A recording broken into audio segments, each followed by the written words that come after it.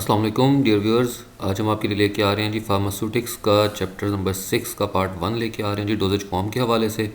इसमें आज हमने तकरीबन तमाम जो इंपॉर्टेंट डेफिनेशंस हैं, जो एमसीक्यूज़ वगैरह हैं, उस पर डिस्कस करना है। बहुत ही ज़्यादा इंपॉर्टेंट चैप्टर है आपके लिए, तो इसको पूरी तवज्जो से सुनिएगा, समझिएगा, अपनी बुक्स अपने पास रखिएगा। सबसे पहले है जी कि फार्मास्यूटिक्स क्या होता है। तो pharmaceutics is the branch of pharmacy that deals with the conversion of new chemical entity to proper dosage form या ड्रग डिलीवरी सिस्टम। यानी फार्मास्यूटिक्स क्या है जी, एक ब्रांच है फार्मेसी की जिसमें हम क्या करते हैं, एक न्यू केमिकल एंटिटी को, एक नए केमिकल को हम कन्वर्ट कर लेते हैं इनटू अ ड्रग, एक ड्रग डिलीवरी सिस्टम के अंदर, एक डोजेज फॉर्म के अंदर हम उसको तब्दील कर लेते हैं। It is also called the science of doses form design, कि डोजेज फॉर्म को डिज़ाइन करने की साइंस को भी फार्मास्यूटिक्स कहा जाता है। तो pharmaceutics converts drug into medicine. एक आम जो ड्रग थी उसको मेडिसिन में तब्दील जो चीज़ करती है, दैट इज़ फार्मास्यूटिक्स। अब ड्रग डिलीवरी सिस्टम क्या चीज़ है जी? It is the administration of drug और medicine to the living system for their desired action in body, कि आप एक ड्रग को बॉडी के अंदर पहुंचाने का जो सिस्टम इख्तियार करते हैं, जिस तरीके से जिस्म के अंदर पहुंचाते हैं ताकि आपका डिज़ायर्ड एक्शन हो बॉडी के अंदर। और वो एक्शन क्या हो सकता है जी? क्योर, मैनेजमेंट और प्रोफिलैक्सिस ऑफ डिजीज़। किसी भी बीमारी का इलाज हो सकता है, किसी की तकलीफ़ को कम करना हो सकता है, या फिर बीमारी से बचने का अमल हो सकता है। तो उसके लिए हम किसी को मेडिसिन देते हैं, तो आपको ये डिज़ायर्ड एक्शंस हासिल हो सकें, उसके लिए दवाई को जिस्म में पहुंचाने का अमल जो है, या जो तरीका हम इख्तियार करते हैं, that is the drug delivery system. तो medicine are drug delivery systems. Medicine basically क्या चीज़ है? ड्रग डिलीवरी सिस्टम है, क्योंकि दवा को हमारे जिस्म के अंदर जो चीज़ पहुंचाती है, that is medicine. They are means of administering drugs into the body. अब ये क्या है, क्या चीज़ है जी? मीन्स ऑफ एडमिनिस्ट्रिंग है, कि जो जिस तरीके से, जिस ज़रिए से दवाई जिस्म के अंदर पहुंचती है, वो मेडिसिन है।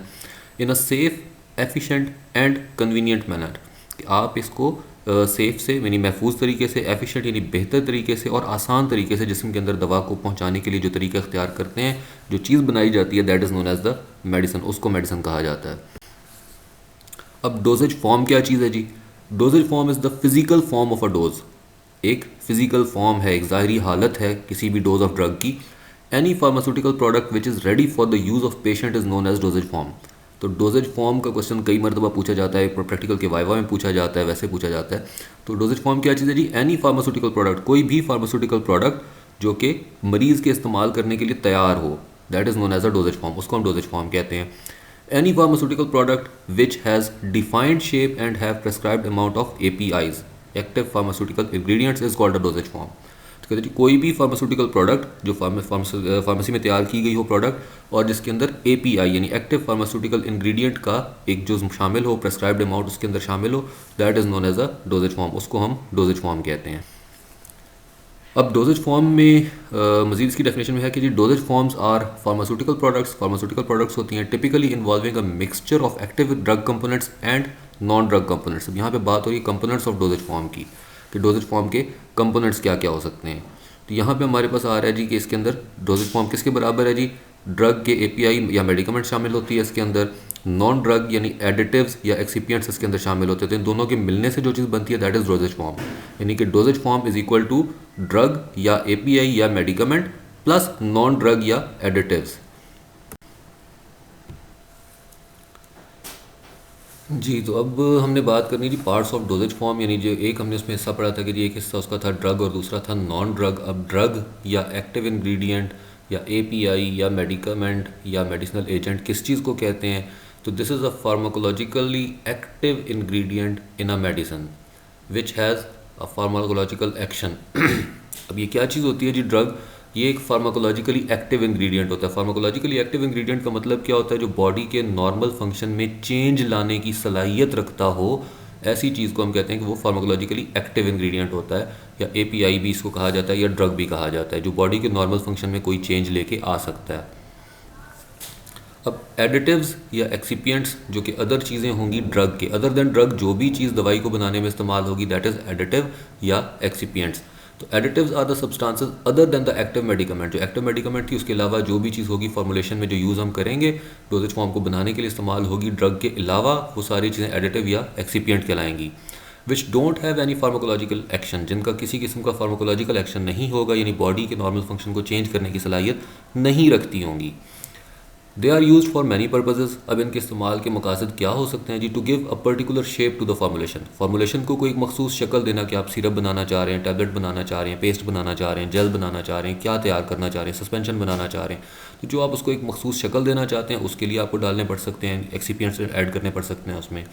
To increase the stability of the product, उस प्रोडक्ट की स्टेबिलिटी को बढ़ाना, यानी उसकी लाइफ को बढ़ाना कि वो जो आपने फॉर्मुलेशन तैयार की है वो जल्दी ख़राब ना हो, लंबे अरसे तक वो सेव रह सके। To increase the palatability and elegance of the preparation, कि जो आपने प्रिपरेशन तैयार की है, जो आपने मेडिसिन तैयार की है, जो आपने डोजेज फॉर्म तैयार की है, आपकी डोजेज फॉर्म जो है उसको पैलेटेबिलिटी का मतलब होता है जिसको निगलना आसान हो जाए, कि समटाइम्स उसका जायका बुरा होता है या कोई और ऐसी चीज़ होती है तो उसमें आसानी पैदा हो जाए।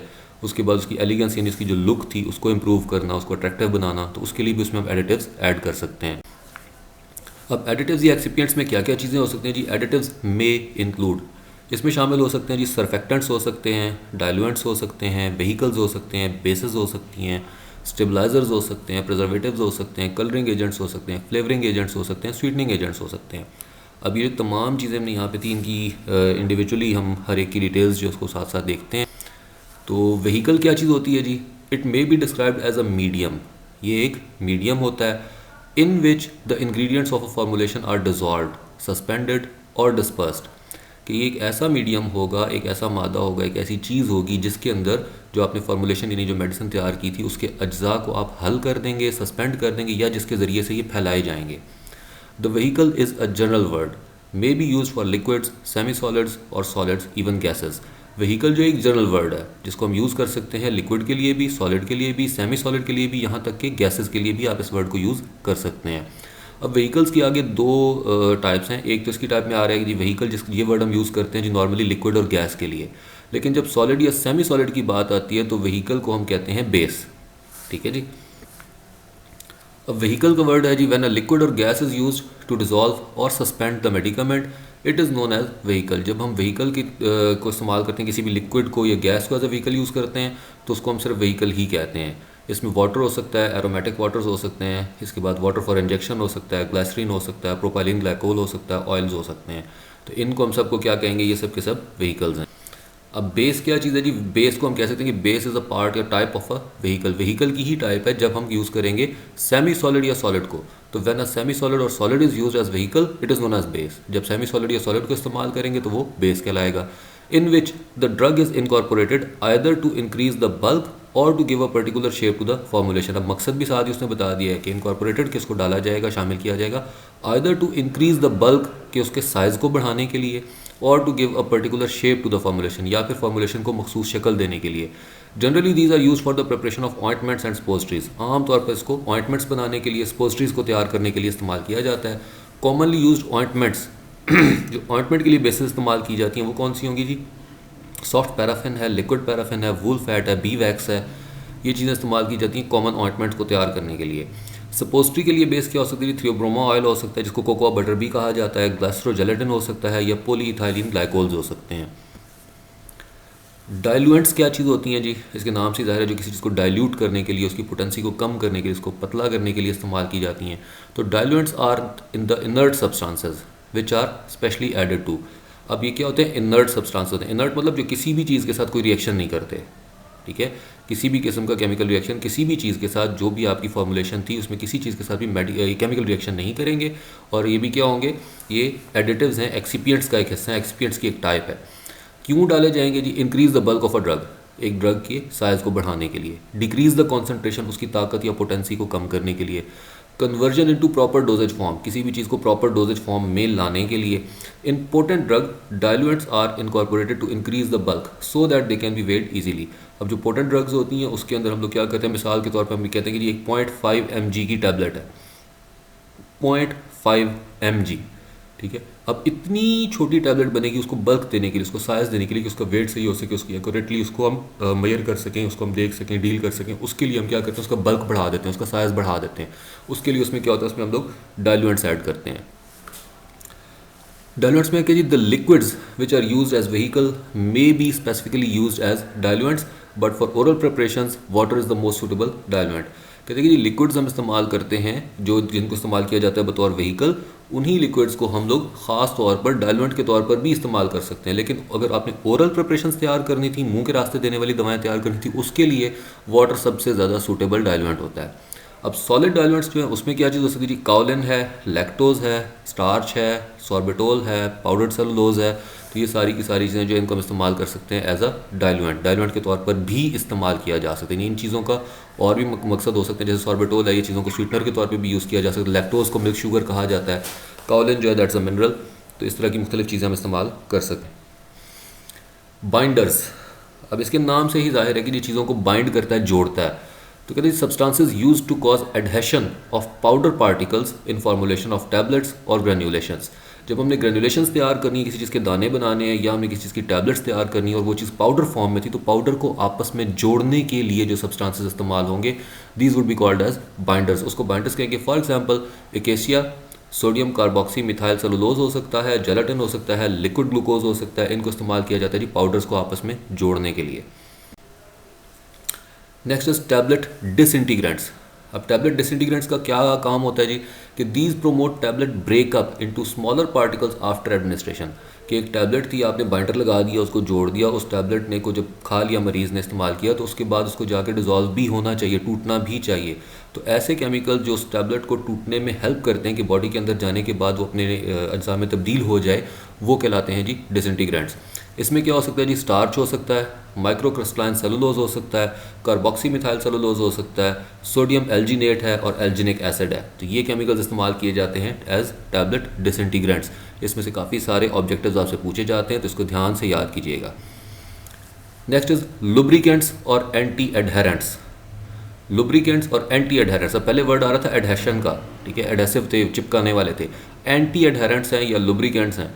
Prevent tablet ingredients from sticking to punches and dies. जब हम टैबलेट बनाते हैं तो किसी डाई के अंदर रख के पाउडर को प्रेस किया जाता है, तब टैबलेट बनती है, या पंच के अंदर रख के प्रेस किया जाता है। तो ऐसी चीज़ जो उसको पंच या डाई के साथ चिपकने से बचाती है, ठीक है, these are known as the lubricants. तो during production and assist smooth tablet formation, इसकी वजह से क्या होता है? टैबलेट्स स्मूथ बनती हैं।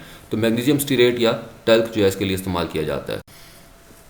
ग्लाइडेंट्स हैं जी। अब ग्लाइडेंट क्या चीज़ होती है जी? ग्लाइड करने का लफ्ज़ी मतलब तो होता है जी उड़ना किसी चीज़ का हवा में, जैसे कोई चीज़ गिरती है ऊपर से पत्ता, तो ग्लाइड करता है। तो कहते हैं कि used in tablets and capsules formation, capsules की फॉर्मेशन में, टैबलेट की फॉर्मेशन में इस्तेमाल किया जाता है। Improve flow properties of powder mixture, जो पाउडर्स का मिक्सचर था उसके अंदर ऐसी सलाहियत पैदा करना कि पाउडर आसानी से फ्लो करे, आसानी से बहता हुआ आगे आ जाए, ठीक है। तो इसके लिए हम क्या चीज़ इस्तेमाल करते हैं जी? कोलाइडल सिलिका इस्तेमाल करते हैं, कॉर्न स्टार्च इस्तेमाल करते हैं और टैल्क इस्तेमाल करते हैं। नेक्स्ट बहुत ही इंपॉर्टेंट हेडिंग है जी सरफेक्टेंट्स की या सरफेस एक्टिव एजेंट्स की। अब सरफेक्टेंट्स क्या करते हैं जी? किसी भी चीज़ की सरफेस पे काम करते हैं। अब surfactants are chemical compounds that decrease the surface tension और interfacial tension between two liquids, a liquid and a gas और a liquid and a solid, ठीक है जी।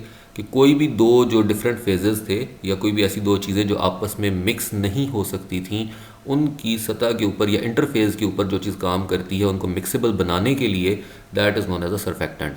तो commonly used to make two immiscible liquid miscible. कोई भी ऐसे दो लिक्विड्स जो आपस में हल नहीं हो सकते थे, उनको आपस में हल करने के लिए जो चीज़ इस्तेमाल की जाती है, that is known as a surfactant with each other and to dissolve the drugs. और इसकी वजह से क्या होता है? ड्रग्स आसानी से हल हो जाती हैं। The molecules of a surfactant consist of two parts. Surfactants के जो मॉलिक्यूल्स होते हैं ये दो पार्ट्स पर मुश्तमिल होते हैं। एक इसका पोलर पार्ट होता है, एक इसका नॉन पोलर पार्ट होता है। When such molecules are placed in two phases of different polarities, जो मुख्तलिफ पोलैरिटीज़ के फेजेस के दरमियान जब इन मॉलिक्यूल्स को रखा जाता है, the polar part moves towards the high polarity phase. तो पोलर पार्ट क्या करेगा? हाई पोलैरिटी फेज की तरफ मूव कर जाएगा, जबकि नॉन पोलर पार्ट जो होगा वो लो पोलैरिटी की तरफ मूव कर जाएगा। And they are absorb at the interface. और वो जो दोनों लिक्विड्स की, इमिसेबल लिक्विड्स की दरमियान की जगह थी जिसको इंटरफेस कहा जाता है, वहाँ पे ये दोनों एक दूसरे के अंदर मिक्स होना शुरू हो जाएंगे। क्लासिफिकेशन ऑफ सरफेक्टेंट्स में है जी कि एक हमारे पास एनायनिक सरफेक्टेंट्स हो सकते हैं, कैटायनिक सरफेक्टेंट्स हो सकते हैं, नॉन आयनिक सरफेक्टेंट्स हो सकते हैं, ठीक है जी। कॉमनली यूज सरफेक्टेंट्स में क्या क्या चीज़ें जी? सल्फेटेड कंपाउंड्स हो सकते हैं, जैसे कि सोडियम लॉरेल सल्फेट हो सकता है, सोडियम सिटाइल सल्फेट हो सकता है, डायोक्टाइल सोडियम सल्फोसुसिनेट हो सकता है, बेंजाइल कोनियम क्लोराइड है, ठीक है जी। इसके बाद हमारे पास आ रहा है जी ग्लाइसरल मोनोस्टिरेट, स्पैंस एंड ट्विन्स। तो ये हमारे पास सब आ रहे हैं इसकी टाइप्स में। नेक्स्ट है जी सस्पेंडिंग एजेंट्स। सस्पेंड मीन्स किसी चीज़ का लटक जाना, मुअल्लक हो जाना, या जिसको हाइड्रोकोलॉइड्स भी कहा जाता है, ठीक है जी। तो suspending agent is a substance that is added to fluids to promote particle suspension और डिस्पर्शन एंड रिड्यूस सेडिमेंटेशन, कि जिसकी वजह से सेडिमेंटेशन जो है वो कम हो जाए। किसी भी लिक्विड के अंदर आपने जो ज़रात डाले थे वो ज़रात उसमें फ़ौरन से नीचे ना बैठ जाएं बल्कि उसमें रुक जाएं। ठीक है जी। इसको जी अब ये होते क्या हैं जी, these are high molecular weight solid substances. अब high molecular weight solid substances होते हैं जिनको ऐड कर दिया जाता है किसी भी लिक्विड के अंदर टू इंक्रीज इट्स विस्कोसिटी। उसकी वजह से क्या होगा, जब हाई मॉलिक्यूलर वेट के सॉलिड सब्सटेंसेस डाल दिए जाते हैं किसी भी लिक्विड के अंदर तो उसकी विस्कोसिटी जो है वो इंक्रीज़ कर जाती है। Viscosity is the resistance to flow, जिस पर हम पहले बात कर चुके हैं। तो which when added to water produce high viscous solution, जिसकी वजह से क्या होता है, गाढ़े लिक्विड्स बनने शुरू हो जाते हैं, सस्पेंशन या जेल्स बन जाती हैं। तो viscosity increasing agents are used to reduce sedimentation rate of particles in a vehicle. किसी भी व्हीकल के अंदर सेडिमेंटेशन का जो रेट था उसको कम करने के लिए हम उसके अंदर डाल देते हैं सस्पेंडिंग एजेंट्स को। तो they are also known as gums, इनको गम्स भी कहा जाता है, and consist of polysaccharides and proteins. तो इसके अंदर पॉलीसेक्राइड्स और प्रोटीन्स जो है वो शामिल हो सकते हैं। टाइप्स ऑफ सस्पेंडिंग एजेंट्स कौन से होते हैं? नेचुरल जो पाए जाते हैं जी, कुदरती तौर पे पाए जा सकते हैं। सेमी सिंथेटिक है जिसका कुछ हिस्सा कुदरती और कुछ हिस्सा जो है वो हम लोग खुद तैयार करते हैं साइंटिफिकली, और सिंथेटिक हो सकते हैं जो कि टोटली लेबॉर्ट्री में तैयार किए जाते हैं केमिकल रिएक्शन के ज़रिए से। तो नेचुरल में है जी हमारे पास इकेसिया है, ट्रैगाकैंथ है, एगर है, जो कि प्लांट सोर्स से हासिल होते हैं। जेलेटिन और कैसीन जो है ये हमें हासिल होता है एनिमल सोर्स से। इसके बाद है जी silica, colloidal alumina, bentonite and veegum, ये मिनरल सोर्स से हासिल होते हैं। सेमी सिंथेटिक में हमारे पास है जी मॉडिफिकेशन ऑफ सेलुलोज, सेलुलोज को चेंज किया जाता है। मिथाइल सेलुलोज बना लेंगे, सोडियम कार्बोक्सी मिथाइल सेलुलोज बना सकते हैं, हाइड्रोक्सी इथाइल सेलुलोज हो सकता है, हाइड्रोक्सी प्रोपाइल सेलुलोज हो सकता है। तो ये सब क्या सेमी सिंथेटिक फॉर्म्स हैं सस्पेंडिंग एजेंट्स की। सिंथेटिक में कार्बोपोल्स है और पॉलीऑक्स है। ठीक है जी, बहुत कम इस्तेमाल किया जाता है सिंथेटिक सस्पेंडिंग एजेंट को। Next stabilisers. अब स्टेबलाइजर्स क्या करते हैं जी, स्टेबिलिटी को इंक्रीज करते हैं। स्टेबिलिटी क्या चीज़ है? It is the capability of a formulation in a specific container to remain within the physical, chemical, microbiological, therapeutic and toxicological specifications, कि किसी भी दवा की वो काबिलियत कि वो एक ख़ास कंटेनर के अंदर अपने तमाम तर खसूसियात को कायम रखे। वो खासियत कि जिसमें वो अपनी तमाम खसूसियात को कायम रखती है। खसूसियात कौन कौन सी हो सकती हैं? उसकी ज़ाहरी हालत के, उसका रंग, उसका उसकी बू, उसकी विस्कोसिटी, उसका सारी चीज़ें जो थी बज़ाहिर, उसकी जो लुक थी या उसका टेस्ट था वो, उसकी जो केमिकल नेचर थी, उसके अंदर किसी किस्म का कोई केमिकल चेंज ना आए, उसकी जो माइक्रोबायोलॉजिकल स्टेट थी कि उसको आमतौर पे क्या होना चाहिए था, जरासीम से पाक होना चाहिए था, तो उसके अंदर किसी किस्म के माइक्रोब्स ना ग्रो कर सकें। ठीक है, इलाज के लिए जिस मकसद से वो दवाई बनाई गई उस मकसद को वो पूरा करती है। और टॉक्सिकोलॉजिकल स्पेसिफिकेशंस कि जो उसके अंदर जहर की खसूसियात थी कि उसके अंदर उसको जहरीला नहीं होना चाहिए, इंसान के लिए सेफ़ होना चाहिए, तो वो सेफ़ ही रहे। तो ये सारी की सारी खसूसियात जो थी इनको कायम रखने की सलाहियत जो है that is known as stability. अब आगे वो क्या कह रहे हैं कि the substances use to control these stabilities are known as stabilisers. अब वो सब्सटेंसेस जो कंट्रोल करते हैं स्टेबिलिटी की इन तमाम खसूसियात को, उनको कहा जाता है stabilisers. Commonly use stabilisers include, जो आम इस्तेमाल होते हैं स्टेबलाइजर, उसमें क्या क्या चीज़ें जी, एंटीऑक्सीडेंट्स हो सकते हैं, इसमें चिलेटिंग एजेंट्स हो सकते हैं, इसमें बफरिंग एजेंट्स हो सकते हैं, और एंटी माइक्रोबियल एजेंट्स हो। एंटीऑक्सीडेंट्स क्या होता है जी? ऑक्सीजन का नाम सबने सुना होगा, सबको पता होगा। तो ऑक्सीजन के खिलाफ जो चीज़ काम करती है, antioxidants prevent deterioration of preparations by oxidation. Oxidation की वजह से, ऑक्सीजन की वजह से केमिकल्स को जो नुकसान पहुंच सकता है, केमिकल एंटिटीज़ या जो दवाई की जो फॉर्मुलेशन थी वो चेंज हो सकती है, उसको रोकने के लिए कि ऑक्सीजन उसको नुकसान ना पहुंचाए, इसके लिए जो केमिकल्स इस्तेमाल होंगे these are known as the antioxidants. Ascorbic acid है, सोडियम एस्कॉर्बेट है, सोडियम बाइसल्फाइट है, और टोकोफिरोल्स हैं। Chelating agents. अब चिलेटिंग जो है ये क्या होता है कि substances that form stable water soluble complexes with metals. क्या होता है कि मेटल्स के साथ वाटर सॉल्युबल कम्प्लेक्सेस बना देते हैं, ऐसे पेचीदा मुरक्बात मेटल के साथ बना देंगे जो पानी के अंदर हल हो सकते हैं। डायरेक्टली मेटल्स डिजॉल्व नहीं होती हैं वाटर के अंदर। ठीक है, these metals might promote instability. In metals की वजह से इंस्टेबिलिटी बढ़ सकती है। इसके लिए क्या है, एडिटेट डाइसोडियम जो इसकी एग्जाम्पल है। बफरिंग एजेंट्स कौन से हो सकते हैं? बफर्स पे हमने पहले एक पूरा कंप्लीट लेक्चर तैयार किया था, जो आपने उम्मीद है कि वीडियो देखी होगी। तो कहते हैं buffers are use to resist change in pH upon dilution of और एडिशन ऑफ एसिड और एल्कली। किसी भी चीज़ को डाइल्यूट करने पर या उसके अंदर एसिड या एल्कली के ऐड करने पर उस चीज़ की पीएच वैल्यू जो है वो चेंज ना हो, जो चीज़ को रेजिस्ट करती है, that is known as a buffering agent. तो सोडियम सिट्रेट है, सोडियम एसिटेट है, पोटाशियम फॉस्फेट है, तो ये एग्जाम्पल्स हो सकती हैं बफरिंग एजेंट की। Antimicrobial preservatives, stabilizers, are used in liquid and semi-solid preparations to prevent और inhibit the growth of microorganisms. अब क्या है कि जब हम दवा तैयार करते हैं और ख़ास तौर पे वो दवा अगर सेमी सॉलिड या लिक्विड हालत में है तो उसके अंदर माइक्रोब्स ग्रो ना कर सकें, किसी किस्म के माइक्रो ऑर्गेनिजम्स उसके अंदर ग्रो ना कर सकें, बैक्टीरियाज वगैरह, फंजाई वगैरह, कोई इस तरह की चीज़ उसके अंदर स्पोर्स वगैरह प्रोड्यूस ना हो सकते हों। तो इसके लिए जो चीज़ें डाली जाती हैं उसमें माइक्रोब की ग्रोथ को रोकने के लिए, उनको हम कहते हैं जी एंटी माइक्रोबियल प्रिजर्वेटिव्स। अब मिसाल हम क्या ले सकते हैं जी कि emulsions and suspensions must be suitably preserved because water and carbohydrates provide very good medium for the multiplication of bacteria and molds। अब क्या है कि जब हम कोई भी सिरप तैयार करते हैं, सस्पेंशन तैयार करते हैं, तो उसमें क्या, उसमें कार्बोहाइड्रेट्स भी हैं, उसके अंदर पानी भी है, जो कि बहुत अच्छा मीडियम है। ठीक है, किस चीज़ का मीडियम है? ग्रो करने के लिए, बैक्टीरिया की ग्रो करने के लिए, उसके कल्चर को ग्रो करने के लिए बहुत ज़बरदस्त मीडियम होता है कार्बोहाइड्रेट्स का, साथ पानी भी ऐड है। तो उसको क्या, उसको सूटेबली हमें प्रिजर्व करना पड़ता है, मुनासिब तरीके से उसको प्रिजर्व करना पड़ता है। उसके अंदर ऐसे केमिकल्स, एडिटिव्स डालने पड़ते हैं, एक्सीपिएंट्स ऐड करने पड़ते हैं, ताकि उसके अंदर किसी किस्म के भी कोई ग्रोथ ना हो सके माइक्रोब्स की। इसके बाद कहते हैं जी parenteral preparations packed in multi dose container must contain a preservative. अब पेरेंटरल प्रिपरेशंस ऐसी चीज़ें जो इंजेक्टेबल्स थी, जो कि सुई के ज़रिए से बॉडी में दाखिल होनी थी, और वो मल्टी डोज फॉर्म में थी। ठीक है, उनका जो कंटेनर थी ना, आपने बार बार उसमें से दवाई लेनी है और मरीज़ को लगानी, तो उसके अंदर भी क्या, उसके अंदर भी प्रिजर्वेटिव्स का होना ज़रूरी है कि जब नीडल बार बार उसमें जा रही है, दवाई आप निकालते हैं, फिर बंद करते हैं, फिर निकालते हैं, फिर बंद करते हैं, तो उसके अंदर भी माइक्रोब्स ग्रो कर सकते हैं। तो उसको रोकने के लिए उसके अंदर उसका होना मस्ट है। Next is flavouring agents. तो फ्लेवर्स से तो सब लोग वाकिफ़ हैं जी, बचपन से ही हम लोग देखते आ रहे हैं जी, चॉकलेट, चेरी, एप्पल, बनाना, सारे डिफरेंट फ्लेवर्स होते हैं। लेकिन मेडिसिन के साथ इसका क्या ताल्लुक होता है कि मेडिसिन को भी फ्लेवर्स दिए जा सकते हैं। तो give a pleasant flavour and often odour to a preparation. अब क्या होता है कि प्लेजेंट फ्लेवर भी दे सकते हैं, उसको एक अच्छा फ्लेवर दे सकते हैं और एक अच्छी खुशबू, ओडर मीन्स स्मेल, उसकी जो स्मेल है वो भी अच्छी हो सकती है। To a preparation and mask specific type of taste of the preparation.